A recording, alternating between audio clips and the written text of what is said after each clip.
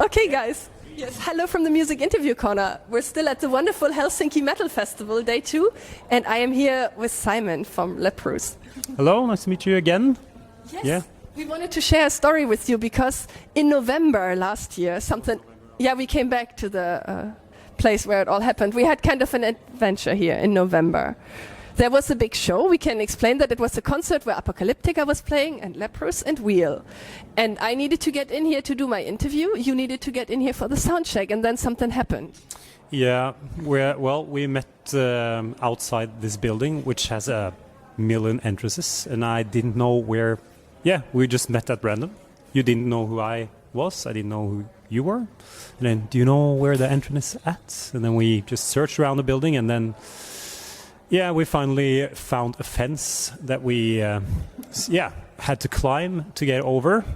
And it was kind of frustrating because we walked all the way around this big Ice Hall stadium, and then there was this closed door, this big fence, and then you said, I'm not going to walk all the way back. No. So I just, climbed the fence. I mean, at the moment I'm still under 40, so I'm allowed to climb fences, I guess. And we have also to point out that we were allowed to be in here. We just didn't know how to get in. We basically only entered illegally. Yeah, exactly. Yeah. And it was very nice because I think we pushed your instrument case, your bass case, underneath the fence. That's why I didn't want to go back, by the way, because I just carried all my stuff from the airport all the way. For a long time. Yeah. It was pretty heavy. And then he was a gentleman and helped me to lift all my camera equipment over the fence. Oh, did I? Yes, you were so nice. Oh, cool. Perfect. And I don't remember. To admit, as the nerdy girl I am, I wanted to climb the fence too, but it was like frosty. There was ice on it, and I couldn't, so I went like a nerd underneath the fence. Yeah. Oh, yeah. That I remember. That was so cool. Yeah, so that was our crime that we committed here at the Ice Hall Stadium in Finland. Yeah, exactly. Yeah. Was it so far the only crime you committed in Finland, or are there others you want to share about? I went to a sauna party once. No, okay. No, I'm actually, I'm a law-abiding citizen, I would say. Most of the time. Most of the time, yeah. Well, I kind of have to be, because I don't only have responsibility for myself in this world. I'm a husband and father and all that jazz. So need to keep my path kind of clean. Yeah, and you just said you converted from a cat person to a dog person? Yeah, that's a very important thing, just to get it out there, like in the metal community, because everyone cares about it. Cats is like such a huge thing, and when growing up, we had so many cats. But when I got married, my wife, she introduced me to dogs, and she insisted that we got the dog. But dogs are awesome too, I have to admit. I'm a cat person and I love dogs too. And it turns out I've become allergic to cats. Oh no, I'm so sorry. Then it's not even your fault that you're not a cat person anymore, like not an active cat person. I know, it's actually biology. Yeah, But you're still a cat person at heart, I guess. Yes, I am. I find cats to be like the cutest little things, but I can't really touch them anymore. I'm so sorry. But good that you have a dog now. Yeah, exactly. Yeah. You're here at the first Hellsinki Metal Festival. How does it feel to be part of the lineup here? It's very good. It kind of feels familiar because it's the third time we're playing. Well, this time we're not playing inside of this. It's like an ice hockey stadium, right? You didn't have to break in this time, right? Oh, that too, but I think it's like the arts. We played inside this actual hall 2 times, and then we're playing outside today, I believe. So it's like the third time, so pretty familiar. But it's very nice. Really like to play in Finland. That's one of our go-to countries when playing. Yeah. I know Finland also really likes you to play here. Yeah, I think this is our 4th or 5th gig this year, actually, because we had a very long European tour earlier this year, and I think we did 4 shows here. 3 or 4 shows, I can't remember, 3 or 4. So this will be our 4th or 5th show this year in Finland. Yeah. Cool. Yeah, the Finnish fans love you. Oh yeah, there was just someone looking at us. I mean, they're still observing if we're talking about crimes here. Yeah, that was the security guy from the Ice Hall. Let's cut that out. No, but your 7th studio album, Aphelion, came out in 2021. How was the recording process? It was very good. It was in the rhythm of all the other albums, because we've been releasing albums every second year. Since 2009, I joined in late 2014 for the 2015 release, The Congregations. That was the first album I played on, and Aphelion kind of marks kind of a new beginning, not only musically, but also when it comes to the rhythm of releases, because now we're in 2023 and we don't have a release planned for this year, so we're kind of breaking the every second year kind of cycle of releasing music. So we're not going to release music this year, but maybe sometime in the close future. That's not 2023, if you know what I mean. Yeah. Well, you can all be excited for it. Yeah, exactly. And it gives you more time to play, for example, in Finland. Yes, please. Yeah, we're definitely gonna.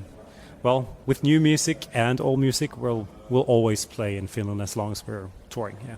Do you have a favorite song on Aphelion? I probably do. I like there's a song, the closer of the album, called "Nighttime Disguise." It's like a fan-made song because during COVID we did all sorts of streaming concepts. So we streamed, we created streams from like playing an album from back to back, and we did that with our entire catalog. But we also did a concept that we called Let's Write the Song Together. And then we went into a studio in the western parts of Norway called Ocean Sound Studios. We rigged up cameras in the studio, almost like a Big Brother house. And then we streamed the entire process of creating a song. And prior to us entering the studio, we had all these parameters that our fans could vote on, musical parameters such as feel, time, instrument choices, time signatures, key, all that sort of stuff. And then it's almost like when driving a Tesla, if you know what I mean. You can have different driving modes, and then our fans, they chose us, chose the ludicrous mode, in every category. So we had all these insane parameters to try to compose a song by, all these rules, and it turned out pretty good. And so the closer, Nighttime Disguise, wouldn't be created without the help of our fans, actually. And that's very cool. And musically, I really like a lot of the choices we made musically. So it was a good challenge, and I really, really liked it, the process and the result. So probably Nighttime Disguise. That was a long kind of explanation of as to why, but it's pretty interesting, I think. Yeah. It's a really cool idea to have your fans being so involved in a song. Yeah, exactly. And during COVID, I think it was a good timing and a good opportunity to involve the fans in like the creative workings of the band. I think that was a good idea. Yeah. And I just thought Nighttime Disguise sounds like the perfect soundtrack for breaking into an ice hall stadium or something. Exactly. Yeah. With in Norway, we have what do you call it? Like the masks. When you we call it Finlandshette. It's actually like a ski mask. Yeah, ski mask, but we call it like a Finland mask sort of thing. So yeah, pretty accurate. Yeah. I also would like to ask you about the song Castaway Angels, because that's one of my favorite songs on your new album. Oh, yeah. It's very different, but yeah, it's very beautiful. What was the inspiration? Actually, the same studio that we recorded Nighttime Disguise. We recorded 2 songs off of Aphelion in Ocean Sound. It was Nighttime Disguise and Castaway Angels. And it was the same thing. We have this video that explains how the song was created and stuff. We basically had this one riff to go by, and then we created the entire song and recorded it live up in Ocean Sound Studios. So the nature and the scenery, because that was the first time any of us visited the studio, it's like, like picturesque coastal line in the western parts of Norway, mountains, all this, an incredible inspiration for writing music. And the studio is like huge windows, and a lot of natural light comes into the studio. It's such a good, it was such a good vibe. So it's a live recording of us just playing together. I think it was like third or fourth take before we like added vocals and did some, you know, strings and stuff. But I would say that that song is very pure in its performance and feel, because it was what was captured there and then, almost like old school style, and really like that song because of that. Yeah. Yeah, it's very beautiful. Almost made me cry. Oh. And did you also film the music video there? Exactly. Yeah. We had this guy come and document the process and like making like nature shots of the studio and the surrounding area. Yeah. You also have a busy tour schedule. In November, you will be on a big Latin American tour, including Mexico Metal Festival. Yeah. Are you already excited? Yes, I am. And we're going to Costa Rica for the first time. None of us have ever visited there, so that will be crazy. And I think we're doing our biggest headline show to date in Santiago, Chile. So that's going to be very cool. And it's November, so escaping Norway when the winter is like, winter is coming. And then, it's a good, You're getting some sun and vitamin D. Yeah, all that good stuff. Yeah, really looking forward to it. Yeah. Sounds great. And can I ask you, that's my favorite question, what is the craziest thing you have ever done on tour, besides breaking into the stadium here? I guess that's a question you should ask Bard, our drummer, because he's the craziest guy. The craziest thing I've ever done on tour? Well, I don't have a lot of like R-rated stuff. Oh, that's good. Yeah, well, I guess it's such a hard question for me to answer. I'm sorry. No problem, we can also skip it. Yeah, because some people ask me, and that includes my friends back home.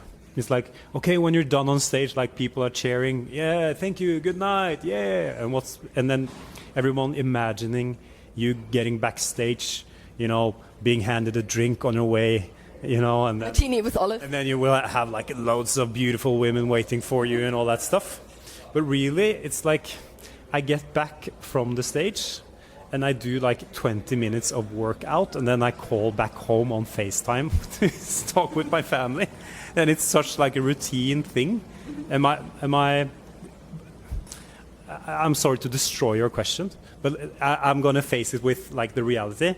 And it's more like I'm a very routine-based person. So I really find like kind of comfort in my micro habits, kind of. So I try to line up my day with micro habits. That's kind of follows almost like in a flow chart. And now it sounds like I have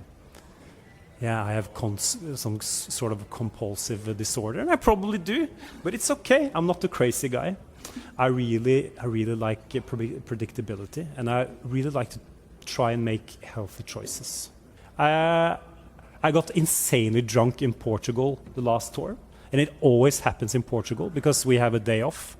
And then we shared a bus with all the warm-up bands. And everyone bought themselves a hotel room, but I'm too stingy. So I was the only one, together with Thor and Robin, the two guitar players in Leprous, who stayed over in the bus, you know, far outside. And we walked there far outside the city just to save like 100 euros or something. Yeah. So that's the most crazy thing I've done, you know. I like it. I think it's like luxury having the whole bus to yourself. Yeah, but when it doesn't have any power and it's cold, pretty cold, and you struggle to breathe, then it makes you want to, you know, spend 100 euros on a room, I guess. Yeah. But, Didn't know that. So I'm sorry. I'm not like this crazy rock and roll guy. I admit it. I'm like I'm pretty straight guy. Yeah. No problem. I think it's really cool that you have this routine. I meditate every morning, meditation and yoga. I think it's cool that you even keep this routine on tour. Yeah. For me, it's important to, you know, to make it sustainable over long periods of time. Trying to make as healthy choices as you can, you know, but try to enjoy touring as well. My favorite part of touring is when you're done for the day and everybody gathers in the lounge in the bus, you know. Maybe some fans have given us some craft beer or whatever, and then we can like share the selection, and then we can, you know, nip it and discuss it like old men in a bar, you know what I mean? Like the wine tasting, but with beer? Yeah, exactly. That's kind of our thing. We're like pretty chill in that way. Yeah. Sounds very elegant. Yeah, I'm sorry. It's not a whole lot of prostitutes and cocaine and all that stuff, But it works, makes it sustainable. Yeah. No, I think it's cool that you have this routine because now it totally makes sense to me why you had this energy to climb this big fence so easily. Well, yeah. Sometimes you do need to climb a fence in life, and that's why you should try to make healthy choices, I guess. Yeah. Wonderful. Oh yeah, and you just said that you are like a creature of habit. Yeah. So I was thinking if you would like to break in somewhere tonight after your gig when it's dark enough, the Olympia Stadium, it's just down the street. And I think it would be perfect if you would like to break in with me tonight because everybody is here at the Hellsinki Metal Festival, so nobody will be there. So, one condition, I'm a sauna guy. I love saunas. It's like one of my favorite things in the world. So if they have a sauna, I'm in. I'm pretty sure they have one. I will check. Yeah, let's go. Yeah, let's go. We have good plans for tonight, guys. We gotta go now. But thank you so much for the fun interview, Simen. Thank you so much. Thank you for having me. And goodbye from the Music Interview Corner. Yes, please.